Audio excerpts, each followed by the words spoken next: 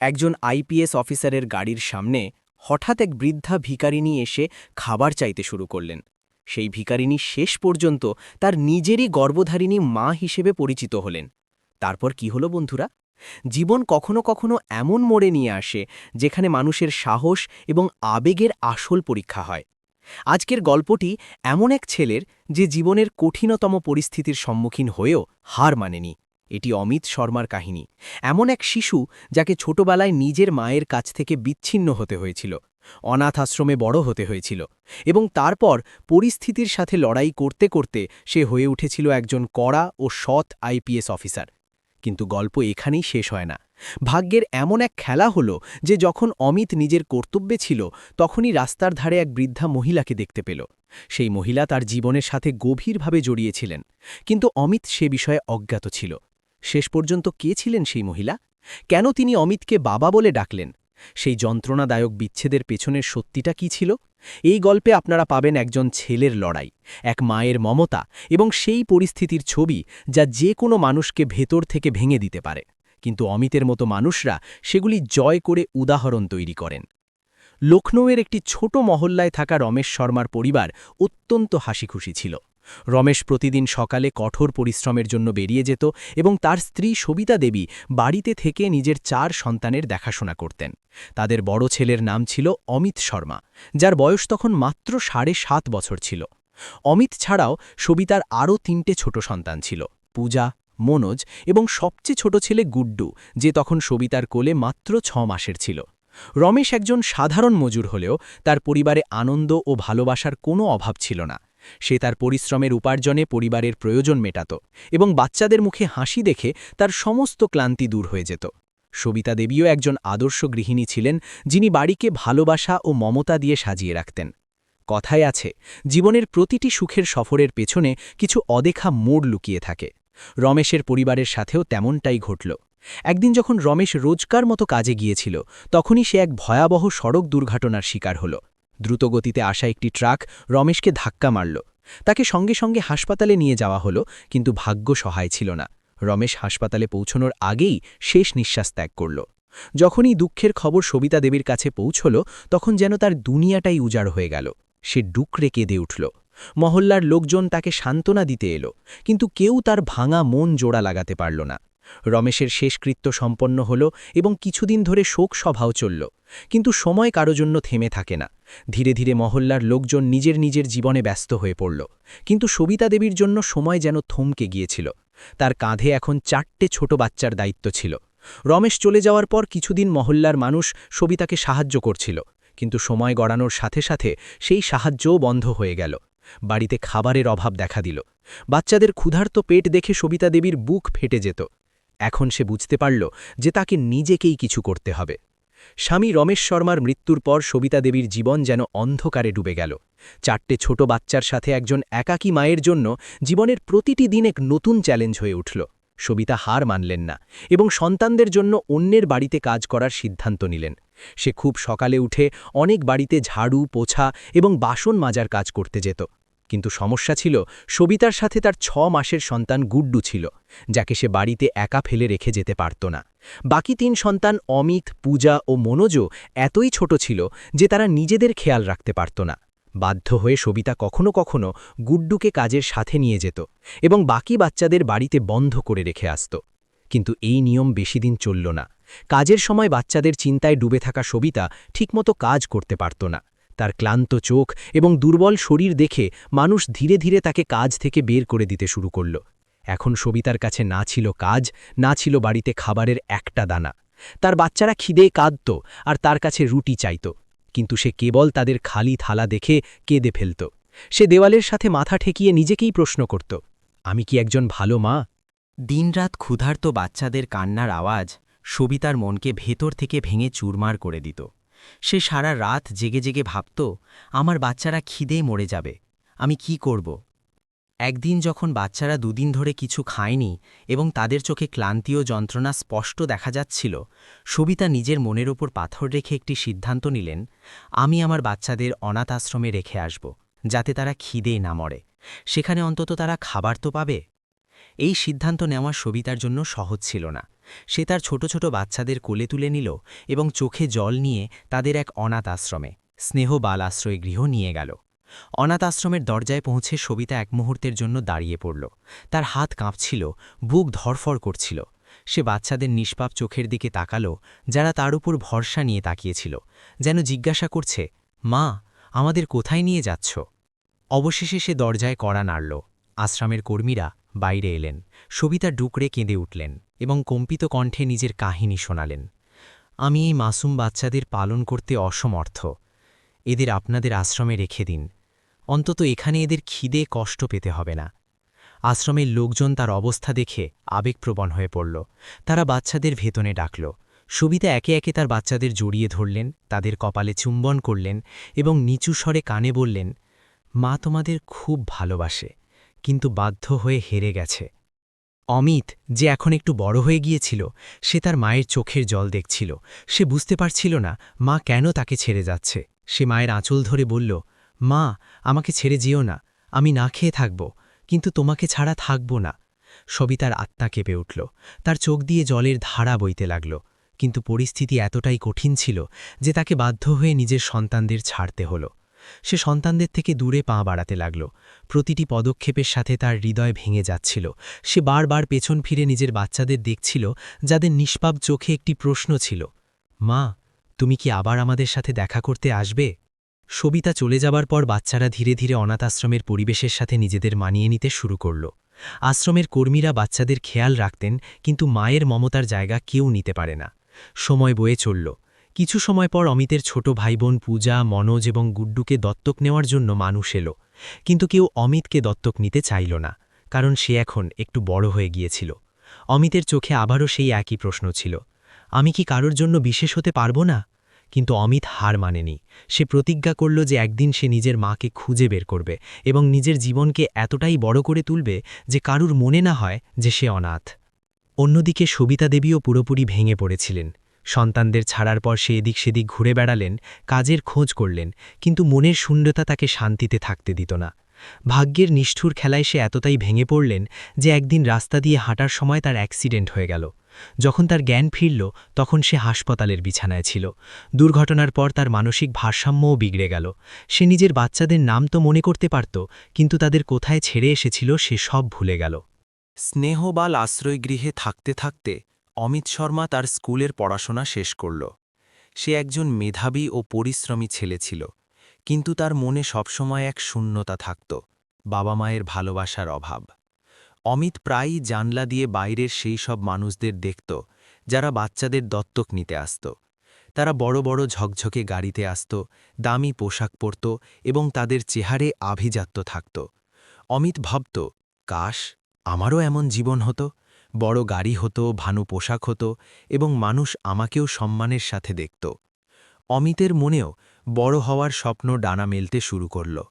সে জেনে গিয়েছিল যে দারিদ্র্য কেবল পেট নয়, বরং আত্মাকেও ক্ষুধার্ত রাখে। অমিতের বয়স যখন 18 বছর হল, তখন নিয়ম অনুযায়ী তাকে অনাথ আশ্রম ছাড়তে হল। সে একটি ছোট ব্যাগ নিয়ে বাইরের দুনিয়ায় পা রাখল, কোনো সাহায্য ছাড়া, কোনো গ্যারেন্টি ছাড়া, কেবল নিজের সাহসের জোরে। অমিতের কাছে থাকার জায়গা ছিল না, না ছিল কোনো কাজ, কিন্তু তার ভেতরে এক আগুন ছিল, বড় কিছু করার, বড় হওয়ার। সে পুরো শহরে কাজের খোঁজ করতে লাগল। একদিন অনেক ঘোরার পর এক সংবাদপত্র বিক্রেতার কাছে সে কাজ পেল।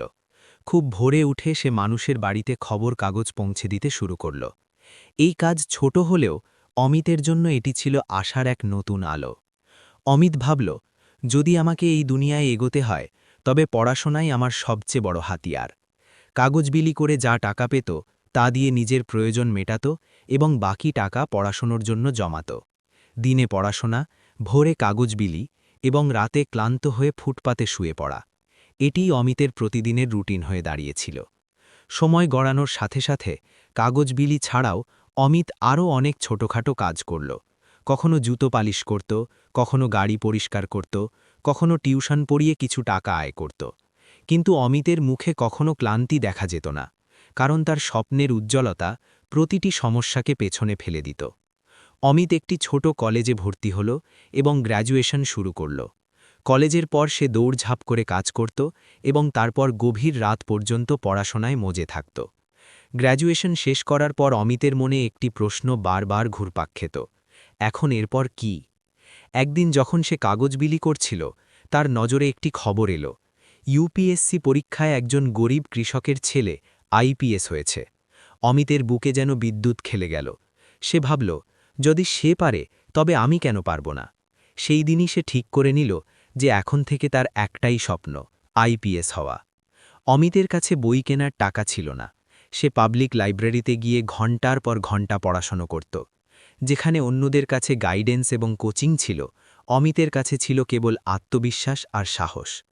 সে দিনে কাজ করত আর রাতে পড়াশোনা করত। খালি সময় বাচ্চাদের পড়িয়ে টাকা জমাত। তার জীবন কেবল একটি লক্ষ্যের চারপাশে ঘুরতে লাগল, যে কোনো মূল্যে আইপিএস হতে হবে। বহু বছরের পরিশ্রম, ক্ষুধা, ঘুমের ত্যাগ এবং অগণিত চোখের জলের পর অবশেষে সেই দিন এলো যখন অমিত ইউপিএসসির ফর্ম পূরণ করল। পরীক্ষার দিন তার কাছে না ছিল ভালো পোশাক, না ছিল দামি ঘড়ি, শুধু ছিল একটি পুরনো ব্যাগ যাতে তার স্বপ্নগুলো বন্দী ছিল।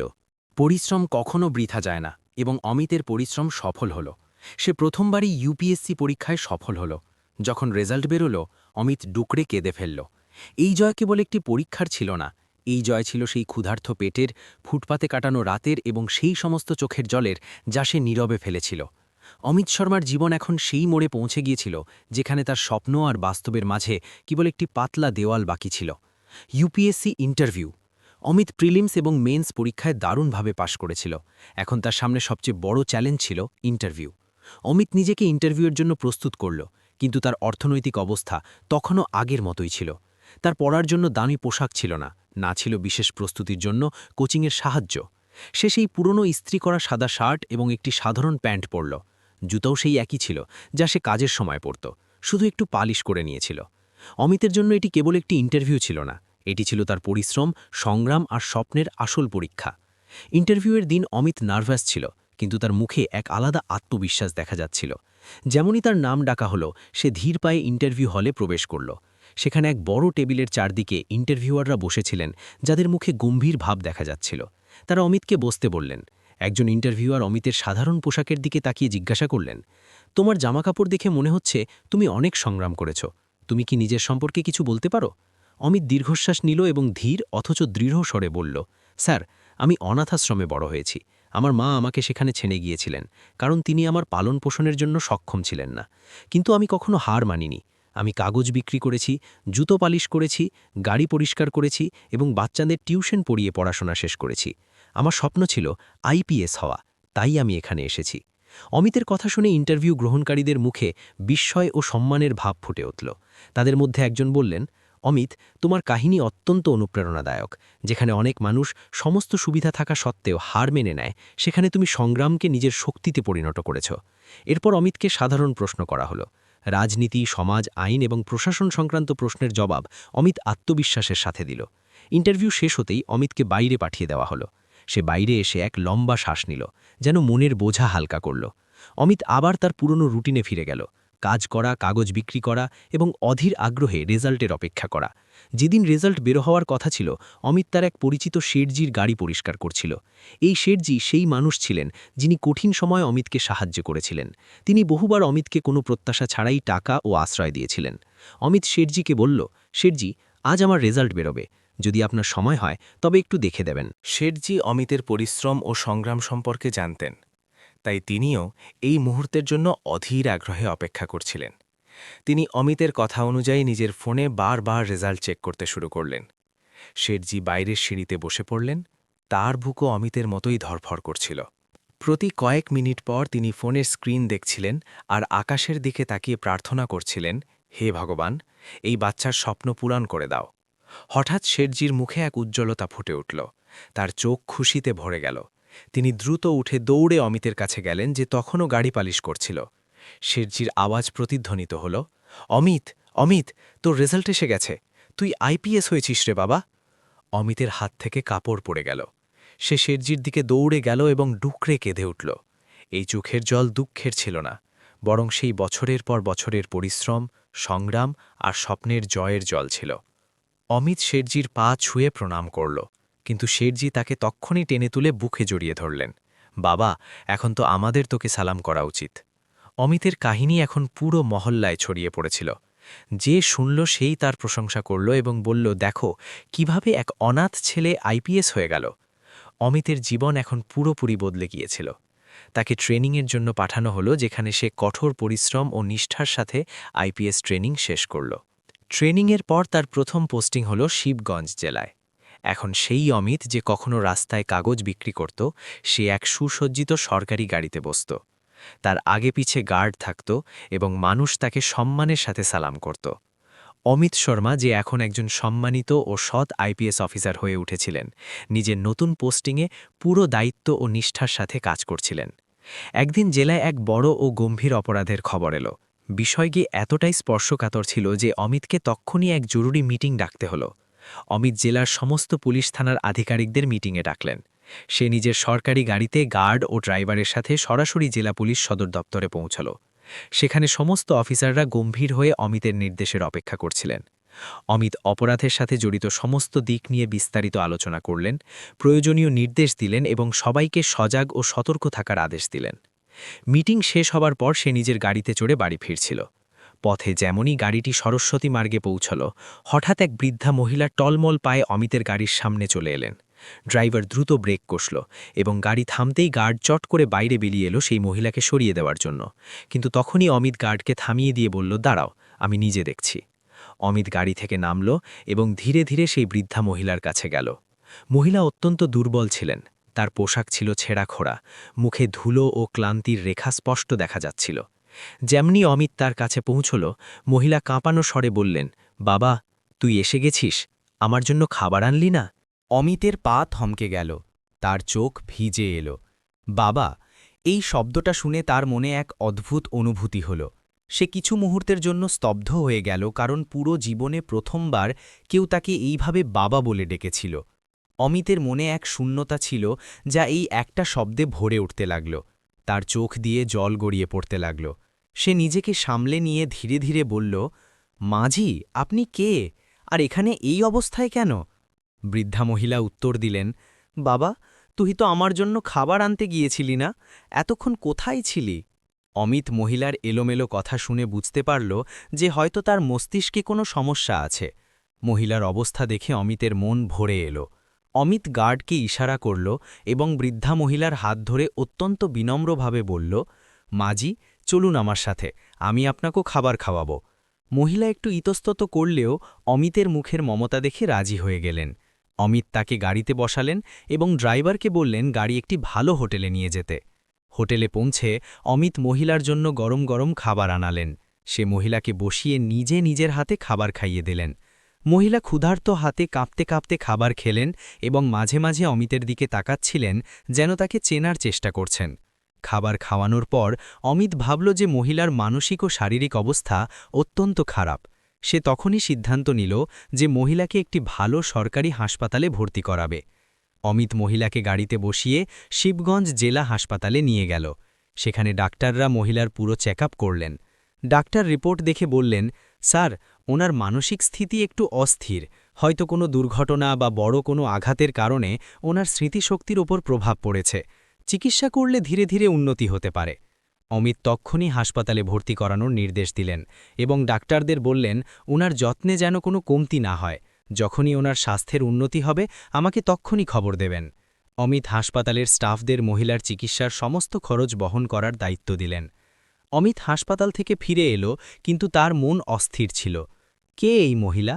কেন ওনার চোখে আমাকে দেখে এক অদ্ভুত আপন ভাব দেখা গেল? সে সারা রাত ঘুমোতে পারল না। বারবার মহিলার সেই কাঁপানো আওয়াজ, বাবা, তুই এসে গেছিস, তার কানে বাজতে লাগল। 6 মাস কেটে গেল। একদিন অমিতের ফোনে হাসপাতাল থেকে কল এলো। ডাক্তারের গলায় উৎসাহ ছিল, স্যার, সেই বৃদ্ধা মহিলা এখন অনেকটা সুস্থ, আপনি চাইলে এসে দেখা করতে পারেন। অমিতের বুক ধরফর করতে লাগল। সে দেরি না করে নিজের গাড়িতে হাসপাতালে পৌঁছাল। যখন আইপিএস অফিসার অমিত শর্মা সেই বৃদ্ধা মহিলাকে হাসপাতাল থেকে ডিসচার্জ করিয়ে নিজের বাড়িতে নিয়ে এলো, তখন তার মনে এক অদ্ভুত শান্তি ছিল। বাড়ির একটি ছোট ঘরে সে মহিলার জন্য একটি আরামদায়ক জায়গা তৈরি করেছিল। সে বড় আদরে বলল, মাজি, এখন থেকে আপনি এখানেই আমার সাথে থাকবেন, আপনাকে কোনো কিছু নিয়ে চিন্তা করতে হবে না। অমিতের এই কথা শুনে বৃদ্ধা মহিলার চোখ জলে ভরে গেল। সে অমিতের দিকে একদৃষ্টে তাকিয়ে রইল এবং ধীরে ধীরে কাঁপানো গলায় জিজ্ঞাসা করল, বাবা, তুই কে? তুই কেন আমাকে নিজের সাথে রাখছিস? অমিত মৃদু হাসি দিয়ে উত্তর দিল, মাঝি, আপনি আমাকে রাস্তায় পেয়েছিলেন, সেদিন আপনি আমাকে বাবা বলে ডেকেছিলেন। সেই একটা শব্দ আমার মন ছুঁয়ে গিয়েছিল। সেই মুহূর্তেই আমি ভেবে নিয়েছিলাম যে এখন থেকে আপনি আমার মা হয়ে আমার সাথেই থাকবেন। এমনিতেও এই দুনিয়ায় আমার কেউ নেই, আমি অনাথ এবং অনাথ আশ্রমে বড় হয়েছি। যেমনই অমিত অনাথ আশ্রমের নাম নিল, বৃদ্ধা মহিলা হঠাৎ ডুকরে কেঁদে উঠলেন। তার চোখ দিয়ে জলের ধারা বইতে লাগল। সে এমনভাবে কাঁদছিলেন যেন মনের সমস্ত ব্যথা বেরিয়ে আসছে। অমিত ঘাবড়ে গেল। সে তখনই ওনার হাত ধরে সান্ত্বনা দিল, মাঝি, আপনি কেন কাঁদছেন? আমি কি কিছু ভুল বলেছি? মহিলা চোখের জল মুছলেন এবং দীর্ঘশ্বাস নিলেন। তারপর কাঁপানো গলায় বললেন, বাবা, আমার নাম সবিতা দেবী। আমিও একসময় এক হাসিখুশি পরিবারের অংশ ছিলাম। আমার স্বামীর নাম ছিল রমেশ শর্মা। আমরা লখনৌতে থাকতাম। রমেশ কঠোর পরিশ্রম করত আর আমি ঘর সামলাতাম। আমাদের 4টি সন্তান ছিল, সবাই ছোট ছোট নিষ্পাপ, ঠিক তোমার মতো। সবিতার চোখে সুদূর অতীতের ছবি ফুটে উঠল। সে কাঁপতে কাঁপতে আরও বলল, কিন্তু একদিন হঠাৎ এক দুর্ঘটনায় তোমার বাবা রমেশ মারা গেল। সেদিন থেকে আমার দুনিয়া উজাড় হয়ে গেল। আমার কাছে না ছিল কাজ, না ছিল টাকা, আর না ছিল কোনো সাহায্য। 4টে ছোট ছোট বাচ্চাকে পালন করা আমার জন্য অসম্ভব হয়ে গিয়েছিল। অমিত এখন মনোযোগ দিয়ে ওনার কথা শুনছিল। তার মনে তোলপাড় চলছিল, যেন কোনো ভুলে যাওয়া স্মৃতি মাথা চাড়া দিচ্ছে। সবিতার চোখ দিয়ে অনবরত জল পড়ছিল। সে বলল, আমি অনেক চেষ্টা করেছি, কিন্তু খিদে কাতর বাচ্চাদের দেখা আমার জন্য কঠিন হয়ে গিয়েছিল। বাধ্য হয়ে আমি সেই সিদ্ধান্ত নিয়েছিলাম যা হয়তো কোনো মাই নিতে পারে না। আমি আমার বাচ্চাদের এক অনাথ আশ্রমে ছেড়ে দিয়েছিলাম, যাতে তারা খিদে না মরে। অমিতের চোখের সামনে যেন তার পুরো জীবনের ছবি ঘুরে গেল। অনাথ আশ্রমের দিনগুলি, একাকিত্ব, সংগ্রাম এবং এখন এই মহিলার কাহিনী। সে ধীরে ধীরে ওনার কাছে ঝুঁকে পড়ল এবং কম্পিত স্বরে জিজ্ঞাসা করল, মাজি, আপনি কি বলতে পারেন আপনার বড় ছেলের নাম কি ছিল? সবিতা চোখ মুছতে মুছতে উত্তর দিলেন, আমার বড় ছেলে, ওর নাম ছিল অমিত, অমিত শর্মা। অমিতের হাত থেকে জলের গ্লাস পড়ে গেল। তার চোখে জল এসে গেল। সে এক মুহূর্তের জন্য শ্বাসও নিতে পারল না। তারপর কাঁপতে কাঁপতে এগিয়ে গেল এবং সবিতাকে বুকে জড়িয়ে ধরল। ডুকরে কেঁদে উঠে বলল, মা, আমি তোমার অমিত। সবিতা কিছু মুহূর্তের জন্য নিথর হয়ে গেলেন। তার বিশ্বাসই হল না যে এই ডাকাবুকো আইপিএস অফিসার তার নিজের ছেলে। সে অমিতের মুখ নিজের কাঁপানো হাত দিয়ে ছুঁয়ে দেখতে লাগলেন, যেন কত বছর পর কোনো স্বপ্ন সত্যি হল। তারপর সে জোরে জোরে কেঁদে উঠলেন, বাবা, অমিত, আমার অমিত, আমি তোকে ছেড়ে দিয়েছিলাম, আমাকে ক্ষমা করে দে বাবা, ক্ষমা করে দে। অমিত কাঁদছিল। সে নিজের মাকে আরও জোরে জড়িয়ে ধরল। মা, এতে ক্ষমার কোনো কথা নেই। তুমি বাধ্য ছিলে, আর আজ ভাগ্য আমাদের আবার মিলিয়ে দিল। অনেকক্ষণ কান্নাকাটির পর যখন দুজনেই একটু শান্ত হলেন, অমিত তার মাকে ধীরে ধীরে জিজ্ঞাসা করল, মা, কিন্তু তুমি আমাদের ছেড়ে যাওয়ার পর কখনো ফিরে কেন এলে না? কখনো কি আমাদের মনে পড়েনি?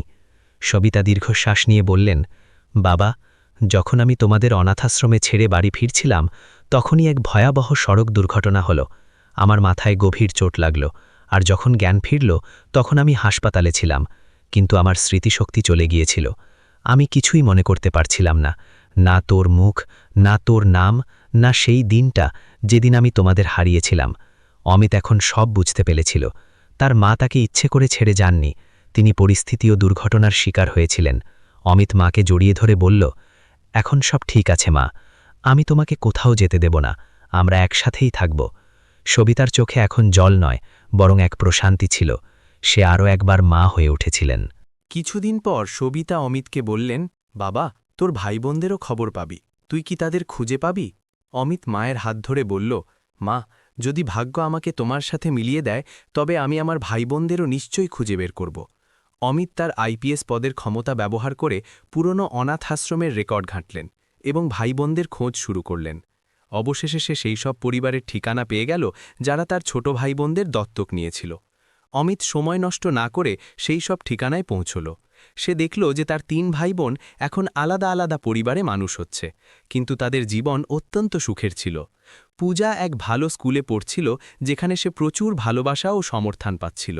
মনোজ একজন সফল ইঞ্জিনিয়ার হয়ে উঠেছিল এবং তার নতুন বাবা মায়ের সাথে সুখে জীবন কাটাচ্ছিল। গুড্ডু, যে তখন এক ছোট শিশু ছিল, এখন কলেজের মেধাবী ছাত্র হয়ে গিয়েছিল এবং তার নতুন পরিবারে সে অত্যন্ত খুশি ছিল। অমিত দূর থেকেই তাদের দেখল। তাদের মুখে হাসি দেখে তার মনে এক শান্তি এলো। বাড়ি ফিরে অমিত তার মা সবিতাকে বলল, মা, আমি আমার ভাইবোনদের খুঁজে পেয়েছি। তারা সবাই নিজের নতুন জীবনে খুব সুখে আছে। তাদের নতুন বাবা মায়েরা তাদের খুব ভালো করে মানুষ করেছেন এবং তারা এখন কোনো অভাব ছাড়াই জীবন কাটাচ্ছে। সবিতার চোখ ভিজে এলো, কিন্তু অমিত আরও বলল, মা, আমি চাই না যে আমরা তাদের জীবনে হস্তক্ষেপ করি। তারা খুশি আছে এবং তাদের জগৎ এখন আলাদা। আমাদের উচিত তাদের খুশির সাথেই তাদের ছেড়ে দেওয়া। আমরা দুজন একে অপরের সাথেই সুখে থাকতে পারব। সবিতা ছেলের কথা বুঝতে পারলেন এবং ভাগাক্রান্ত মনে রাজি হলেন। ঠিক আছে বাবা, যদি তুই তাই চাস তবে আমিও তাতে খুশি। সময় বয়ে চলল। অমিত ও সবিতা এখন একে অপরের সাথে স্বস্তিতে জীবন কাটাচ্ছিলেন। কিন্তু একদিন সবিতা অমিতকে বললেন, বাবা, এখন তো তুই বড় হয়েছিস, তোর বিয়ে করে নেওয়া উচিত। যখন ঘরে বউ আসবে তখন আমারও মন ভালো থাকবে। অমিতের কাছে তার মায়ের কথা ঠিক মনে হল। সে মায়ের ইচ্ছাকে সম্মান জানিয়ে বিয়ে করতে রাজি হল। কিছুদিনের মধ্যেই অমিত এক সরল, সংস্কারী ও বুদ্ধিমতী মেয়ে খুঁজে পেল, যার নাম ছিল নেহা। অমিত নেহার সাথে দেখা করে তাকে নিজের মায়ের সাথে আলাপ করাল। সবিতা দেবী নেহাকে দেখে অমিতকে বললেন, বাবা, এই মেয়েটি খুব ভালো। আমার পূর্ণ বিশ্বাস যে ও আমাদের পরিবারে খুশি নিয়ে আসবে। অমিত ও নেহার ধুমধাম করে বিয়ে হল। বিয়ের পর তাদের ঘর ভালোবাসা ও সুখে ভরে গেল। অমিত যখন ডিউটিতে থাকত তখন নেহা ও সবিতা দেবী বাড়িতে একে অপরের সঙ্গ দিতেন। ধীরে ধীরে সবিতা দেবী ও নেহার মধ্যে মা মেয়ের মতো এক গভীর সম্পর্ক তৈরি হল। নেহা সবিতার খুব যত্ন নিত, যেন সে তার নিজের মা। অমিত যখনই বাড়ি আসত তখন সে দুজনকে দেখে হাসিতে ভরে উঠত। তাদের ছোট পরিবার এখন পুরোপুরি সুখে পরিপূর্ণ ছিল। অমিতের কাহিনী কেবল একজন মানুষের সাফল্যের কাহিনী নয়, বরং এটি সংগ্রাম, পরিশ্রম ও দৃঢ় সংকল্পের এক উদাহরণ। সে কখনো হার মানেনি, পরিস্থিতি যতই কঠিন হোক না কেন। অনাথ আশ্রমে বড় হওয়া, জুতো পালিশ করা, গাড়ি পরিষ্কার করা, টিউশন পড়ানো, কিন্তু কখনো নিজের স্বপ্ন ভাঙতে দেয়নি। আর সবচেয়ে বড় কথা, সে নিজের মনে সবসময় মানবতার জন্য জায়গা রেখেছিল। এই গল্প আমাদের শেখায় যে জীবনে যতই বিপদ আসুক না কেন, যদি সাহস অটুট থাকে তবে প্রতিটি লক্ষ্য পূরণ করা সম্ভব। অনেক মানুষ অভিযোগ করেন যে তাদের কাছে সুযোগ নেই বা পরিস্থিতি তাদের বিপক্ষে, কিন্তু অমিতের কাহিনী দেখায় যে আসল সাফল্য বাইরের বস্তুতে নয়, বরং আপনার ভেতরের সাহস ও পরিশ্রমে থাকে। তো বন্ধুরা, আপনাদের অমিত শর্মার এই গুণপ্রেরণাদায়ক কাহিনী কেমন লাগল? আপনারা এই গল্প থেকে কি শিখলেন? আপনাদের মনের কোন অংশটি সবচেয়ে বেশি ছুঁয়ে গেল? যদি আপনাদের এই কাহিনী ভালো লেগে থাকে তবে ভিডিওটি লাইক করবেন, চ্যানেলটি সাবস্ক্রাইব করবেন এবং এটি বন্ধুদের সাথে শেয়ার করবেন, যাতে অন্য মানুষরাও এই কাহিনী থেকে অনুপ্রেরণা নিতে পারে। দেখা হবে পরের ভিডিওতে এক নতুন কাহিনীর সাথে। ততক্ষণের জন্য ধন্যবাদ।